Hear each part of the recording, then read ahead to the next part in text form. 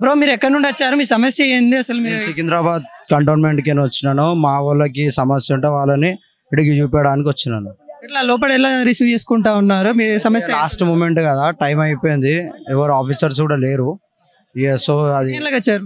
మేము ఇందాకనే వచ్చినాం. అదే వచ్చినాము, వచ్చి ఇప్పుడు చెప్పినాము ఒక కంప్లైంట్ అయితే రాపిచ్చినాం మా వాళ్ళతోనే. నేను ఒక NSCI కంటోన్మెంట్ నుంచి వచ్చినాను. ఏంటి మీ ప్రాబ్లం ఏంటి? మీ సమస్య ఏంటి?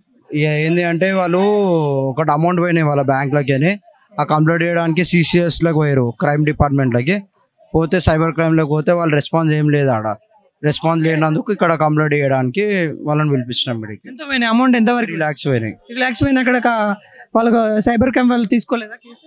ఆడ తీసుకుంటలేరు వాళ్ళు, ఆడ తీసుకుంటలేరు అని ఇక్కడ కంప్లైంట్ చేయడానికి వచ్చినాం.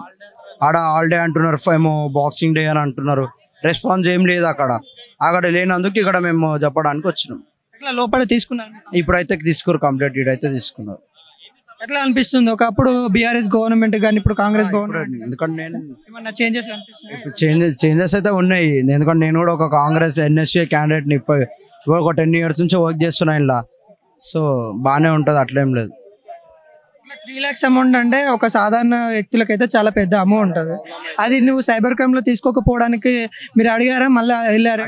అడిగినాం కానీ ఆడ ఎవరు లేరు, స్టాఫ్ ఎవరు లేరు. బాక్సింగ్ డే అని చెప్పి లీవ్లు ఉన్నామని అంటున్నారు, కానీ అది కరెక్ట్ కాదు కదా.